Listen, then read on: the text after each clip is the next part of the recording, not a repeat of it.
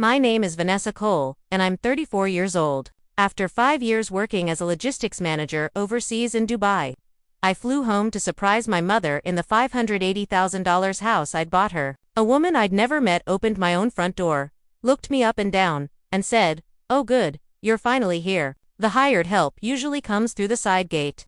The hired help was my mother, 63 years old, kneeling on the back patio in gardening gloves 2 sizes too big, scrubbing patio furniture for someone else's dinner party, in the house that has my name on the deed. My brother and his wife had been living there for 16 months. What I found inside that house that afternoon was worse than what I found in the backyard. And what I did about it by 9 o'clock that same night is the reason my sister-in-law still tells people I ruined this family. Every lock, every emergency contact, every line of my will. Stay with me, because here's what none of them knew: the deed was in my carry-on, and I had a lawyer's appointment at 3. Welcome back to Calm Drama Vault, where the quiet ones finally stop being quiet, and family learns the hard way that patience has a limit. If stories about standing up for the people who raised you speak to you, drop a comment below and subscribe, so you never miss what happens when the calm one is the one holding the paperwork. To explain that doorstep, I have to go back 7 years, to a kitchen table covered in hospital bills. My father, Walter Cole, died of a stroke on a Sunday morning in September. He was a mechanic, good with his hands, terrible with insurance. By the time the funeral was paid for, my mother, Diane, was 56 years old, a part-time bookkeeper, sitting on $58,000 of medical debt that had her name on it, because of a co-signature she barely remembered signing. I was 26 then, 3 years into a logistics career that paid fine but not extraordinary. My brother Tyler was 29, already married, already building a life he considered separate from ours. I don't blame him for that, not entirely. Somebody has to keep their own house standing, but somebody also has to jump into the fire, and that somebody was always going to be me. When I was a recruiter reached out about a regional operations role in Dubai, nearly double my salary, housing stipend included, tax advantages that made the math almost embarrassing. I remember sitting with that offer letter for 2 full days before I said yes, because saying yes meant leaving the only parent I had left, alone, in a country I wouldn't be in. My mother drove me to the airport herself. She pressed a tin of her shortbread into my hands at security, the way you'd send a kid off to summer camp. "Don't stay gone too long, sweetheart," she said. I promised her 2 years. 2 years to kill the debt. Then home. I stayed 5. People here moved overseas for work and picture rooftop pools and brunch. Here's what it actually looked like. 60-hour weeks managing shipping contracts across 4 time zones. Christmas mornings on video calls with a 6-hour delay that made every conversation feel like talking to the past. My father's grave I didn't visit for 3 straight years, because flights home always seemed to cost exactly what I couldn't spare that month. A relationship that ended in year 2 because, in his words, he needed someone who lived in the same version of time as him. I paid off the last of my mother's medical debt in year 3. I remember sitting in my apartment in Dubai, staring at a zero balance and feeling nothing but exhausted relief. The kind that doesn't even feel like joy. Just the absence of a weight. And then I did something that finally made the sacrifice mean something. I opened a second savings account and named it Sunroom, because my mother had spent 40 years talking about a sunroom. She'd never had a little glass-walled room where she could do her crossword with actual morning light instead of the dim kitchen corner she'd been squinting into her whole life. Every month, after rent and the money I sent home for groceries, whatever was left went into Sunroom. By year 4, that account had crossed $190,000, and I started calling realtors back in Ohio on my days off, browsing listings during my lunch breaks like other people browse vacation photos. I never told her. It was the best secret I ever kept. It was also the last easy year I'd have. 2 years ago, I bought my mother a house, a 2-story colonial on Birchwood Lane, $580,000, with an actual sunroom off the kitchen. Floor-to-ceiling windows facing east so the morning light would hit her crossword table exactly the way she'd always described it. I put $195,000 down, everything from that account, plus a little extra, and financed the rest under my name. Auto-paid from my Dubai account every month without fail. I closed on it over a video call at 1 in the morning, Gulf time, while she was still asleep back home, because I wanted the keys ready before she even knew what I was planning. Our family lawyer, a careful, methodical man named Arthur Beck, gave me one piece of advice I didn't fully weigh at the time: keep the deed in your name for now, Vanessa, not because I doubt your mother, because I don't doubt anyone else. There was a small pause on the line, and we both understood exactly who he meant without saying a name. The plan was simple. On my next long trip home, we'd finalize a life estate trust, giving my mother the unshakable right to live there for the rest of her life. Until then, my name stayed on the title, and I told almost no one. My mother told people her daughter had helped out with the down payment, because she didn't want Tyler to feel small. I let her say it. That small kindness of hers matters later, so hold on to it the day she got the keys. She stood in that sunroom and cried into her own sleeve. She called it the house Vanessa built. I thought I'd finally done right by her. I had no idea the hard part hadn't started yet. Now let me tell you about my brother. And I'll try to be fair, because for most of my life, Tyler was worth being fair to. 37 years old, a mid-level manager at a regional trucking company. The kind of guy who remembered everyone's birthday and could work a room at a barbecue. He married a woman named Brooke 3 years ago in a courthouse ceremony. I couldn't attend because I was mid-relocation and couldn't get the time off. I'd met Brooke exactly twice in person before all of this, both times briefly. Both times with her checking her phone more than she looked at me. Brooke grew up moving constantly. Her family got evicted twice before she turned 14. And she'd told Tyler once, early in their relationship, that she'd rather die than ever rent again in her life. I understand carrying a scar like that. I just didn't yet understand what she'd be willing to do to keep it from reopening. 14 months before I flew home, Tyler's company did a round of layoffs, and his position got cut with 2 weeks' notice. 3 months after that, without the income to cover it, he lost his own house to the bank. He called me exactly once during that stretch, not to ask for help, but to refuse it before I could offer. I told him I'd loan him whatever he needed. No interest, no deadline. He let the silence stretch long enough to be uncomfortable, then said, "You write checks, Vanessa, I show up." That's always been the difference. He laughed like it was a joke. Neither of us believed it was. 2 months after the foreclosure, my mother called with what she framed as a small favor. "Honey, don't be upset," she started, which is never how a good sentence begins. "Tyler and Brooke need somewhere to land, just for a little while, until he's back on his feet." The house had 4 bedrooms and 1 widow living in it. Of course, I said yes. I want that on the record. I said yes because it was her home, her choice to share, and her son needed help. I only set 2 conditions, spoken out loud on that same call with Tyler listening. Temporary, and my mother remains the lady of the house. Full stop. Tyler was gracious, even charming. In that way he could switch on like flipping a light. "We'll take better care of Mom than she's ever been taken care of," he said. Brooke's voice floated in from somewhere off camera, sweet as syrup. "We're just so grateful." That was the second time I ever heard my sister-in-law's voice. Both times, she wasn't even in frame. 3 months in, my mother mentioned, casually, like she was reading off a grocery list, that Brooke's mother, Carol, had come to visit for the weekend because her landlord had raised her rent without warning. The weekend became a month. The month stopped being counted at all. I had asked my mother if she was comfortable with a 4th adult suddenly living in her house. There was a pause before she answered that I didn't like the shape of. "It's fine, honey. The house is big enough." I've replayed that pause more times than I can count. A 4-bedroom house. A widow who owned nothing on paper but believed, in every practical sense, that she owned all of it. 3 guests who had quietly stopped thinking of themselves as guests. 9 months in, my mother had a hip replacement. Nothing dramatic. A routine procedure, but it became the hinge everything else swung on. Tyler called me himself. Warm and organized. The way he always sounded when he was managing a narrative. "We're setting Mom up on the ground floor. No stairs, while she's recovering. Doctor's orders." It sounded loving. It sounded like exactly what I would have suggested myself, which is precisely what made it such an effective trap.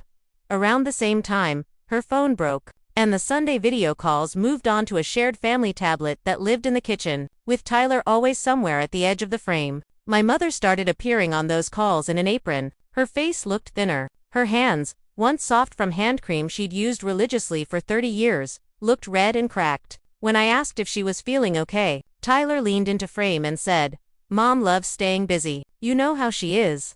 And my mother smiled at the camera the exact way you smile when someone's standing just out of frame. Listening. I'm a nurse's daughter myself. My mother spent a decade doing part-time hospice bookkeeping, and she taught me how to read a face without meaning to. I saw it. I acted. I mailed her a new phone. It never arrived, though the tracking said delivered. signed for at the front door, a signature that wasn't hers. I offered, more than once, to pay for a cleaning service to come twice a week. My treat. Tyler laughed it off. We're family, Vanessa. We don't need strangers coming through the house. One week, my mother mentioned, very quietly, that money was tight and she'd appreciate it if I didn't send anything extra that month, then changed the subject fast, like she'd touched something hot. I didn't get on a plane immediately, and here's why. My company was mid-negotiation on a major regional contract, and I was the lead on it. Walking away meant jeopardizing a deal worth millions and possibly my own position. I counted down my banked leave. The way other people count down to a wedding. Two things finally sent me to the airport. The first was a birthday delivery. For my mother's 63rd birthday. I ordered flowers with a delivery photo requested, because I trust proof more than promises. The photo came back at 9 in the morning her time. There's the porch of the house I bought her, and there, in the background, a woman in a threadbare housecoat, hanging laundry on her own birthday, while somewhere inside, presumably, other people slept in. The second was an email from Nora Whitfield, my mother's oldest friend from church, 71 years old and sharper than most people half her age. Subject line, is your mom doing all right? She wrote that my mother had stopped coming to Sunday service, and that the week before, Nora had seen her carrying groceries across a wet parking lot in the rain while a younger woman waited in the car. Dry, scrolling her phone, Nora ended the email with one line that took the air out of me. I don't like to interfere, but somebody's been rearranging your mother, and I thought her daughter should know. I read that email standing in a supply closet during a night shift of contract negotiations that felt suddenly laughably small. I went very calm, very cold, the way I do right before I have to fix something serious. My leave request was approved by Friday. I booked the flight home and told absolutely no one in Ohio, not my mother, and especially not Tyler. Then I emailed Arthur Beck and confirmed the appointment we'd been planning for 2 years. Friday, 3 p.m., sign the trust. I printed the entire file and zipped it into my carry-on. Deed, mortgage statements, closing documents. Paper weighs almost nothing, and it still holds an entire house up. 16 hours in the air. And I rehearsed exactly one sentence the whole way. Surprise, Mom. I never got the chance to say it. The car pulled onto Birchwood Lane around 11 in the morning on a Friday, and there was a strange SUV parked in my mother's driveway like it had grown roots there. I rang the doorbell of the house I owned like a delivery woman, ball cap, sunglasses, 16 hours of travel written all over me. The door opened on a blonde woman in a silk robe holding a coffee mug, and I recognized her, barely, from one blurry video wave, 3 years earlier. Brooke, my sister-in-law standing in my own doorway, looking me over the way you'd inspect produce at a market. What I didn't know yet was that she'd posted an ad that week for part-time cleaning help ahead of her dinner party. So when she saw a tired woman in a ball cap on the porch, she didn't see family. She saw the help arriving. Oh, you're here about the cleaning? She said, already turning away. The hired help usually comes through the side gate, but whatever, she's out back. She'll show you what needs doing. Then her phone rang, and she walked off answering it, leaving my own front door hanging open behind her, like I was a draft she hadn't bothered to close out. I stood there for 2 full seconds, letting that sentence finish landing. Then I stepped into my own foyer like a stranger. New candle scent I didn't recognize. New photos on the mantle. Brooke and Tyler at the courthouse. Brooke on some beach vacation. Brooke's mother holding a wine glass. The spot where my father's photo used to hang now held a decorative sign that said "Blessed Home." From the backyard came a sound I recognized before I could name it. A scrape and a slosh, patient and repetitive. A scrub brush against stone. I walked toward it with my heart going like an alarm, already knowing exactly who I was about to find. My mother was on her knees on a folded towel, scrubbing patio furniture in gardening gloves 2 sizes too big, 63 years old, 4 months out from hip surgery, kneeling on concrete. Her potted herb garden, the one small joy she'd carved out for herself, in that yard had been shoved into a shaded corner, to make room for a new patio set with the price tag still zip-tied to the armrest. "Mom," I said.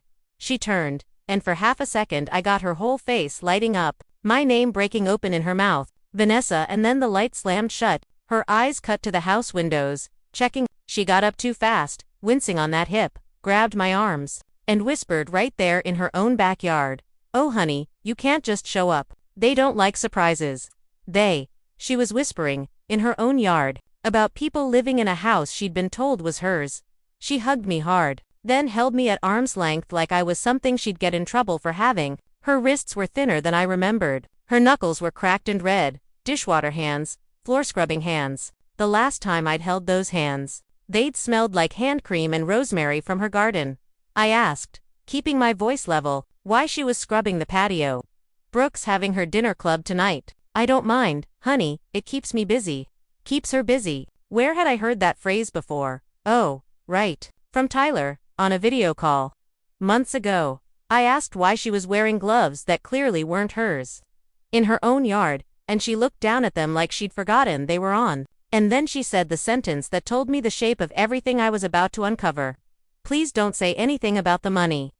Then she caught herself, both hands flying up to her mouth, eyes wide, like the words had escaped without permission. She wouldn't explain further. Not yet. So instead, I asked her to show me her room. That's when the tours of my own house became a walkthrough of a crime scene. She led me in through the kitchen door, past a counter crowded with catering trays, to a small sunroom off the laundry area, the exact sunroom I'd built for her, now converted into a folding cot, a card table with her pills lined up in a plastic organizer, and cardboard boxes labeled Diane in someone else's handwriting, still packed after 9 months. Her wedding photo with my father sat on the windowsill, propped against a bottle of laundry detergent. The washer shared a wall with her pillow. That was her room, the sunroom I'd built for morning light and crossword puzzles had become a storage closet with a bed shoved in it. Upstairs, she told me flatly, Tyler and Brooke had the primary bedroom because of the stairs, and her hip, Carol, Brooke's mother, had my mother's old bedroom, the one with the good morning light I'd specifically chosen the layout to give her. The third bedroom had become Brooke's craft room, the wallpaper my mother had picked out the week she got the keys. A soft floral she'd fallen in love with instantly had been stripped. Brooke says florals date a house, my mother said, without a trace of anger in her voice, which somehow scared me more than anger would have. On the refrigerator, held by a magnet, was a laminated sheet titled House Schedule. Diane, laundry, Monday and Thursday. Diane, bathrooms, Tuesday. Diane, dinner prep, daily. Little checkboxes. Brooke's handwriting. My mother had a chore chart, laminated, in the house I'd bought her. I was still staring at it when the garage door rumbled beneath the floor, and my mother's hand closed around my sleeve. That's Tyler. Honey, please be nice. My brother came through the garage door with grocery bags and froze for half a breath before choosing a face. He chose delighted. Big arms, big hug, big laugh. Why didn't you call? Brooke, look who's here. Brooke appeared in the doorway and I watched her rewind the last 20 minutes in her head. To her credit, she didn't flinch. She recalibrated instantly. You should have called ahead. I'd have made up the guest room. What guest room? The house was full. From the living room, a voice rang out like a bell summoning staff. Diane, could you bring the iced tea? That was my introduction to Carol, 59. Installed in my mother's old bedroom, calling my mother by first name like she was ringing for service. And my mother moved. 4 months of hip recovery. And she just moved. On instinct, I kept my voice pleasant and asked Tyler why our mother was sleeping in the laundry room. Stairs are bad for her hip. You'd know that if you'd been here, he said, kindly, which somehow made it worse. Brooke slid in beside him. We keep Mom on a nice little routine. Seniors thrive on structure. I read that somewhere. I smiled, nodded, and went quiet inside, the way I do when I'm cataloging a problem instead of reacting to it. Lunch confirmed everything else I needed to know. Brooke set 4 plates at the table and 1 on a tray. Diane likes eating in her room. She explained to me about my mother, who was standing right there. I pulled out the chair beside mine. Sit with me, Mom. You'd have thought I'd pulled a fire alarm. 3 seconds of total stillness. Carol's fork froze midair. Then my mother sat, hands folded in her lap like a girl called to the principal's office. Brooke's smile thinned to a wire. We have a system here, Vanessa. Everyone in this house earns their keep. Mom understands that earns her keep. In the house her daughter bought her. Carol dabbed her mouth. It's called contributing, dear. Our generation understands that. Her generation, she's 4 years younger than my mother. Tyler talked through all of it, cheerful, filling the silence with plans about a deck extension, maybe eventually selling and buying something with more land. We fix it up, right? Maybe sell down the line. Sell about a house that was never his to sell. While our mother kept her eyes fixed on her plate, nobody at that table knew what was zipped inside my carry-on. Hanging off the back of my chair, I stood, kissed the top of my mother's head, and said I needed to run to the bank after the flight. It was even true. While clearing lunch, I'd noticed a stack of opened mail on the counter, my mother's name showing through the plastic window of one envelope. Opened not by her, because she flinched when I picked it up. It was a store credit card statement. Diane Cole, $3,600 balance. Charges at a boutique, a spa, 2 restaurant tabs the size of car payments. My mother hasn't set foot in a salon since my father's funeral, and she'd rather donate double than spend $40 on lunch out. The signature on the receipts wasn't even a convincing forgery of her handwriting. In the kitchen, with the tap running loud on purpose, my mother finally gave me the shape of the money in a whisper. Brooke had borrowed the card for convenience, and every month, my mother handed Tyler $500 in cash from her Social Security check. He called it grocery money. He collected it, her word, collected, on the 3rd of every month, the day after her check landed. 14 months. I did the math, standing at that sink. $7,000 in grocery money? $3,600 on the card. Over $10,000 pulled from a widow whose entire monthly income was $1,740. Don't say anything, she whispered. He gets loud about money. I dried my hands, folded the statement into my jacket, and said, "We're going to the bank. Right now." While she searched the sunroom for her good shoes, I noticed her Bible on the folding cot, and when I picked it up, an envelope slid out from between the pages. I shouldn't have looked. I'm glad I did. It was an application for Maple Grove Senior Apartments, filled out in her careful bookkeeper's handwriting. Behind it, a confirmation letter putting her on the waiting list, dated 3 weeks earlier. Behind that, a receipt for a $60 deposit to hold her spot. My mother was quietly planning to move out of the house her daughter bought her, onto a waiting list, so she wouldn't be, in her mind, a burden on the people who were currently living off her. She caught me holding it and didn't reach to grab it back. She just straightened, with that particular bookkeeper's dignity she's always had, and said, "It's a nice place, honey. They let you keep a small garden bed." A small garden bed. I'd bought that woman a house with a sunroom for morning light, and the people upstairs had shrunk her entire future down to one flower bed by a stranger's window. "Nobody's going anywhere, Mom," I said, "except the people upstairs." In the car, doors shut, nobody's name on a chore chart. My mother finally talked. "It started kind," she said. "It really did. Tyler fixed the fence. Brooke cooked a few meals. Then the hip surgery, the move downstairs. Doctor's orders, sensible on its face. But somehow, her furniture never came back down with her. Then the schedule appeared on the fridge, laminated, just to keep things fair. Then her phone never came back from the repair shop because a family plan was cheaper. Every step had a reason you couldn't really argue with at the time," she said. "That's how it works. Nobody asks you to hand over your whole life at once. They ask for one room at a time." I asked why she never told me. "If you'd come home early, you'd have lost the contract, maybe the whole position. I wasn't going to cost you your career over this."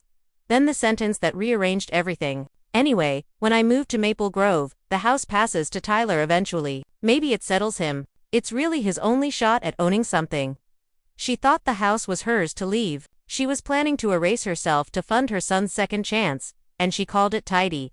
"Mom," I said, hands steady on the wheel, "the house was never yours to leave to anyone. It's mine, my name, alone, on the deed, and by tonight, it will belong to you in a way nobody can ever touch." She turned in her seat, and for the first time all day, my mother looked like my mother again. The bank confirmed everything on paper, 14 months of statements, a rhythm ugly enough to read like a diagnosis. Social Security lands on the 2nd, $500 cash withdrawn on the 3rd, 14 times running. We fixed what could be fixed on the spot. New joint account, new passwords, her Social Security redirected, starting next cycle. The old account frozen pending a dispute filing on the card charges, then Arthur Beck's office. 3 o'clock exactly, smelling like old paper the way I remembered. By 4, we'd rebuilt the ground under my mother's feet. The trust, the house, hers to live in for the rest of her life, untouchable by anyone, including, at my insistence, me. A new will, replacing the one I'd written at 28, with airport sentimentality. Letters revoking permission to occupy the property. Effective that night, one each for Tyler, Brooke, and Carol, and a repayment agreement for the $10,000. Drafted and waiting for a signature? "People who leave by choice," Arthur said, allowing himself a small smile, "can't play the victim afterward." We had a dinner party to attend. Except this time, I was setting the table. I found out at the bank that Brooke had texted my mother. On the cheap spare phone Tyler finally allowed her. Party at 6:30. Wear the blue apron, the one that matches the china. I read that text in the parking lot and went very still. Do you see what she'd just done? She'd rented her own stage, 6 neighbors and church friends. Invited to watch her play Lady of the Manor with my mother as the staff. Every witness I could ever want, hand-delivered with place cards. I asked my mother, straight, in the car, if I end this tonight, in front of everyone, papers on the table, can you stand next to me while I do it? She was quiet, a long block. Then she looked at her cracked hands and said, I've been embarrassed for 14 months. Honey, one more night won't kill me. It might cure me. By 6:30, the house had become Brooke's stage set, cloth napkins folded into fans, candles down the table, my mother's own wedding china laid out, the set she and my father had bought in 1986. When one guest asked where such beautiful china came from, Brooke said, breezy as a catalog. Oh, it came with the house. It came with the house. Their whole philosophy in one sentence. My mother came with the house too, as far as they were concerned, a fixture, an appliance that did bathrooms on Tuesdays. I wore the apron myself that night. My mother caught my eye, worried, and I gave her the smallest nod. I poured the tea. I said almost nothing. The one holding the pitcher hears every table, and invisible is the best seat in the house. Tyler stood at 7:15, glass raised, and delivered his toast about real family showing up while some people chase money overseas and mail a check at Christmas. My mother pushed back her chair, hip and all, and said, louder than I'd heard her speak in years, her name is Vanessa, and this is Tyler. Cut her off with one word. Sit. I untied the apron and set it on the chair. Actually, Tyler, I said, I'd love to give a toast, but first, one question. Since we're toasting this roof, tell the table whose name is on this house. The folder came out of my bag. Deed first. I watched the color drain out of my brother's face, the exact way it drains out of someone finally hearing news their body already suspected. The trust letter next. Then the 3 letters of revocation, laid down like cards. Then the bank statements, stamped and undeniable. $500 in cash. Every month, for 14 months. I said. Quiet enough that the whole table leaned in to hear it. Plus $3,600 on a card that isn't hers. Out of a widow's $1,740 a month income. That's not family looking after family. Ohio has a name for that, and a statute to go with it. I gave them one choice, not 2. Out by 9, sign the repayment agreement. Leave with dignity, or I go to the police. Monday morning with 6 witnesses who'd just heard every word, Brooke went shrill about ingratitude. Carol found her pulpit voice about in my day. Tyler slammed his palm on the table hard enough to jump the candles, and I noticed, distinctly, that I didn't flinch. I'm here now, I told him. That's all I've got for you tonight. By 8:50, suitcases rolled down the driveway. Brooke stopped at the console table, dropped the house keys hard enough to scratch the wood, and told me I'd die alone in that house. I held the door open and said only, my mother almost did, drive safe. Then I closed it, softly. At 9 exactly, the locksmith handed me 2 sets of new keys. The deadbolt turned over with the most peaceful click I'd heard in 5 years. We carried my mother's things back up the stairs she'd been banished from. Her wedding photo went back on the dresser. Her Bible went back on the nightstand, empty of hidden applications. Now, she sat on the edge of that bed, smoothed the quilt with both cracked hands, so carefully, like she was afraid of wrinkling someone else's belongings, and then she remembered they were hers. And that's when she finally came apart. The good kind of crying. The kind a person does when they're finally allowed to stop apologizing. What do I do with this whole room, Vanessa? She asked, laughing and crying at once. Sleep in it, Mom. That's the whole job now.